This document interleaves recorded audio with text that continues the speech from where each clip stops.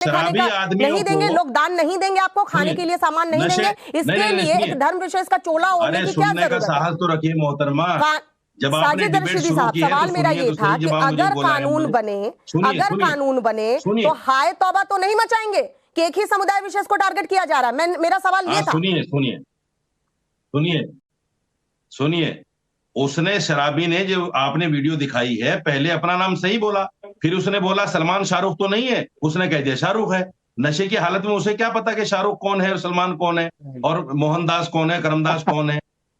ये इस तरह की वीडियो बनाकर आप लोग दिखाना क्या चाहते हैं भाई? नफरत फैलाना चाहते हैं? बनाइए कानून, हम आपके साथ हैं, बनाइए कानून। बस ये जो आपने बोला ना साजिद रशीदी साहब, इतना गोल घुमा के कि कानून बनाइए, हम आपके साथ हैं, कानून बनेगा तो तकलीफ नहीं होनी चाहिए। हम तो यही कह रहे हैं कि कानून बने। कोई भी किसी और धर्म का चोला ओढ़कर अगर दूसरे धर्म के लोगों को ठगता है तो उसके खिलाफ कानून बने, इसमें आपत्ति नहीं होना चाहिए। मैं गोल नहीं कर रहा हूँ, सुनिए। नहीं आपने किया साजिद साहब, रशीदी साहब, मुझे और भी मेहमानों के पास जाना होगा। देखिए आप आ गए ना सर, पॉइंट आपने कह दिया कि कानून बनाने से आपत्ति नहीं है। महंत नवल किशोर दास जी अखाड़ा परिषद तैयारी में है आईडी कार्ड देने के लोग रोहिंग्या है। रशीदी साहब आती हूँ आपके पास।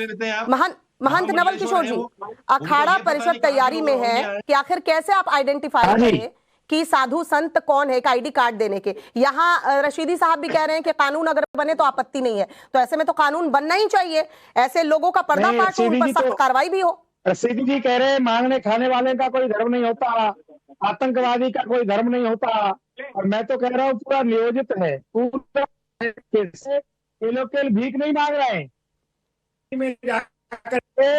घर घर में महिलाओं से बात करते हैं, घर में कौन है, बाद में उस घर में चोरी होती है, डकैती होती है। पूरा गिरोह चल रहा है, पूरा नियोजित तरीके से चल रहा है, अकस्मात नहीं है। दो तरीके हैं, एक तो भीख मांगो साधु का वेश बना करके और हिंदू धर्म को बदनाम करो कि देखो हिंदू धर्म के लोग ऐसा करते हैं क्योंकि लाल कपड़ा पहन करके घूम रहे हैं गलियों में, तो एक तो हिंदू धर्म बदनाम होगा। तीसरा, हिंदू धर्म के लोगों के घर में चोरी चपाती करते हैं, डकैती करते हैं, छीना चोरी करते हैं, इनका काम ही है। और इनको पता है कि जो जिस धर्म के हैं वहां तो कुछ मिलना नहीं है, वहां तो खुद ही भुखमंगे हैं। बांग्लादेश से भक्ते आ रहे हैं, अफगानिस्तान से भक्ते आ रहे हैं, इनका काम ही है चोरा चोरी करना, और पूरा नियोजित हो रहा है। इनको सिखाया पढ़ाया जा रहा है।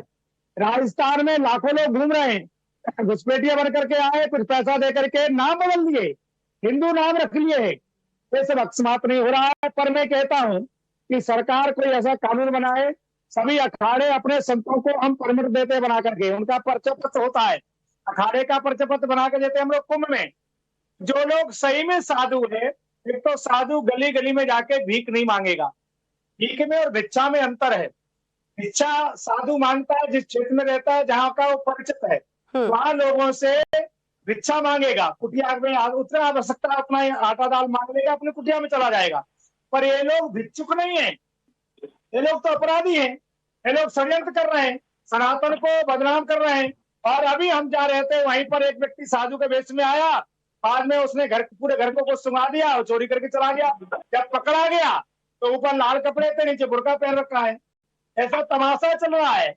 पूरा योजना तरीके से लोग टीवी पे बैठ करके मीठी मीठी बात करते हैं, भाईचारे की बात करते हैं।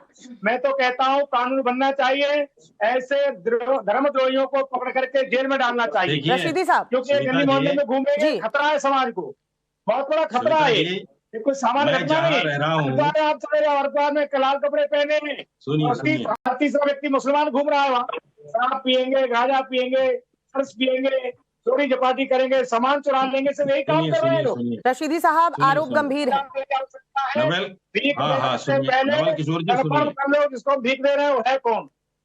सुनिए नवल किशोर जी, जो कावड़ यात्रा लेकर जाते हैं, जिस तरह वो गांजा और अफीम पीते हैं और नशा करते हैं, ये सब देखते हैं पूरा चोरी नहीं करते, पूरा देश देख रहा है। लूटमार भी करते हैं, वो लूटमार भी करते हैं, छीना झपटी भी करते हैं, वो सब कुछ करते हैं। साहब सोच समझ कर बोलिए, नेशनल टेलीविजन पर बैठे हैं आप, और आप कुछ भी नहीं कह सकते हैं, कुछ भी नहीं कह सकते हैं।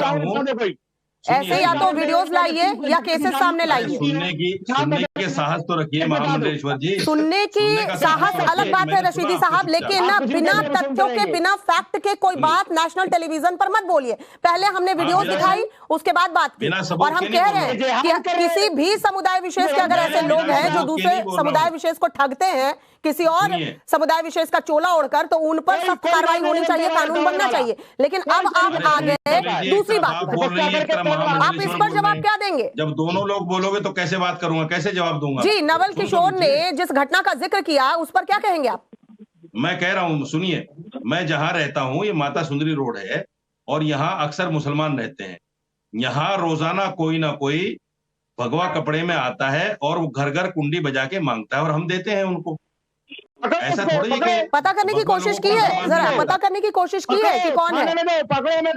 ऐसा तो कम ही देखने को मिलता है कि कोई इलाका एक वर्ग विशेष का हो और वहां पर संत समाज के लोग पहुंचे और वहां वो भिक्षा मांगे। जगत गुरु राम दिनेशाचार्य जी, ये भी एक बदनाम करने की साजिश है।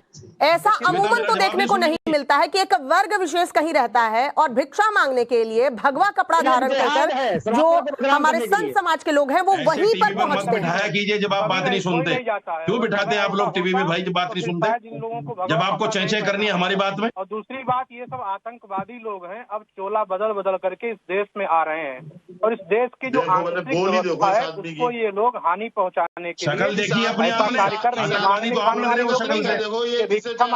रशीदी साहब क्या बोल रहे हैं आप? एक मिनट, राम दिनेशाचार्य जी यहाँ पे रोकना चाहूंगी। रशीदी साहब क्या हो गया आपको, क्या हो गया? शुरुआत मैंने आप दोनों से ही की, हाफिज नूर अहमद से और आपसे ही शुरुआत की है, लेकिन जब आप सवाल उठाएंगे तो क्या उसका जवाब मैं किसी और से नहीं लूंगी? मैं आपको बोलने दूं आधे घंटे सर, और आप ये क्या कह रहे हैं? आप ये क्या किसी की शक्ल पे क्या सवाल उठा रहे हैं? जवाब में क्या कहलाएंगी क्या किसी को? आपने जो जवाब दिया उसी पर सवाल पूछ रही हूँ ना मैं, कि मैं आपको आधे घंटे बोलने दूं। हल्ला कौन कर रहा है सर? आतंकवादी कहा जाएगा क्या? ये गंगागिरी अजहरी साहब छोड़ दीजिए, छोड़ दीजिए डिबेट, छोड़ दीजिए अजहरी साहब, डिबेट छोड़ दीजिए, कोई मसला नहीं है। साजिद रशीदी साहब, आप अहमद अजहरी साहब को कह रहे हैं आप डिबेट छोड़ दीजिए, वो फिर थोड़ी देर में आपको कहेंगे आप डिबेट छोड़ दीजिए। ये साठगांठ जो दिख रही है ना सर, ये बता रही है कि आप में घबराहट है। आप लोगों की बात सुन ली, अब जगत गुरु राम दिनेशाचार्य अपनी बातें कहेंगे। राम दिनेशाचार्य जी, यहाँ साजिद रशीदी साहब ने कहा कि देखिए हमारे यहाँ भगवा कपड़े पहनकर हमारे इलाके में जहाँ हम ज्यादातर धर्म विशेष के लोग रहते हैं, दरवाजे खटखटाकर भिक्षा मांगी जाती है और हम देते हैं। तो क्या उसके पीछे, उस चोले के पीछे इन्होंने जांच पड़ताल की कि कौन है? क्योंकि अमूमन ऐसा देखने को नहीं मिलता है सर कि कोई साधु संत ऐसे जगह पर जाकर भिक्षा मांगे। कभी नहीं, हो ही नहीं सकता है। कभी कोई भी चोला पहन करके मुसलमानों के एरिया में जाए और जा पाता तो क्या इन मुसलमानों को ये भगवा पहन करके भीख मांगना था? अभी कह रहे थे पेट पालने के लिए, जीने खाने के लिए करते हैं, तो ये मजारों के सामने क्यों नहीं बैठते हैं? क्यों नहीं जाकर के उन इलाकों में जहां मुस्लिम बाहुल्य लोग हैं वहां जाकर के ये लोग मांगते हैं? ये आतंकवादी हैं और सोच समझकर इनको देश में भेजा जा रहा है और एक ये नया तरीका है इस देश में आतंकवादियों को प्रवेश कराने का। ये भीख मांगने वाले लोग नहीं हैं, इनको भ्रमित मत होइए देख करके कि ये भिक्षा मांगने वाले लोग हैं। ये आतंकवादी हैं शुद्ध रूप से, जो भारत की आंतरिक व्यवस्था और ताने बाने को बिगाड़ने के लिए पूरी तरह से तैयार हैं। इस पर सरकार को गंभीर होना होगा। साधु महात्मा आईडी बनाएंगे, कार्ड बनाएंगे, कितने लोगों का बनाएंगे? कोई भी आतंकवादी लाल कपड़े पहन ले, इस बात के लिए हम उसको आईडी कार्ड बना करके नहीं दे सकते हैं, ना इस बात से कह सकते हैं कि ये संत है। ये आतंकवादी लोग हैं जो इस देश में आकर के पुनः यहाँ पर नफरत फैलाने का कार्य करने वाले हैं। जल्द से जल्द इनको चिन्हित किया जाए और चिन्हित करके इनको जेल में डाला जाए, उनकी सख्त कार्रवाई किया जाए। और जो लोग इनके सपोर्ट में बैठकर इनको मांगने खाने वाले लोग कह रहे हैं, मुझे लगता है कि इनकी भी उसमें संदिग्ध व्यवस्था में इनकी भी कुछ रजामंदी है। यही कारण है कि आज ये लोग ये भारत में पनप रहे हैं और आगे बढ़ रहे हैं। और आप जब इस विषय पर डिबेट कर रहे हैं तो उनको दर्द हो रहा है और वो फालतू की बात आपके मंच पर बैठ करके कि ये जब अभी कांवड़ की यात्रा निकलती है तो लोग ऐसा करते हैं, इतने कांवड़ निकलते हैं पर कोई एक भी व्यक्ति हताहत नहीं होता है, किसी को कोई कष्ट नहीं दिया जाता है। इतनी सघन यात्रा के बाद कांवड़िए लोग जाकर के महादेव को जल अर्पित करते हैं और आप उनकी तुलना इन आतंकवादियों से कर रहे हैं जो कहाँ से आए हैं, कौन है, इनका क्या बेस है, इनका क्या रहने का तरीका है, ये क्यों यहाँ आए हैं, किसके द्वारा प्रेरित है। ये इसके बाद चर्चा कर रही है, जो उनको पेट में दर्द हो रहा है और फिर कहते हैं कि कानून बनना चाहिए, हम उसके साथ में है। ऐसे लोग ही लोगों को प्राश्रय देते हैं और यही कारण है, प्राश्रय देने के कारण आतंकवादी घटना हमारे देश में होती है, क्योंकि इनके साथ भी लोग खड़े रहते हैं और कहते हैं मांगने खाने वाले लोग हैं ये तो कह करके निकल गए, मांगने खाने वाले लोग हैं। कल यही जब बम के बन करके और बम के दस्तक बन करके विस्फोट करेंगे, तब कोई सामने खड़ा नहीं होगा, तब ले जा करके उनको रखेंगे और कहेंगे कि नहीं नहीं ये तो मुसलमान है और इनका तो वो होना चाहिए। और जब जवाब देने की बारी आती है तो वो डिबेट छोड़ भी देते हैं। अभी फिलहाल हमारे साथ हाफिज नूर अहमद अजहरी और मौलाना साजिद रशीदी जो हैं वो नहीं है, वो चले गए सिर्फ इसलिए चले गए कि उनके पास जवाब नहीं था।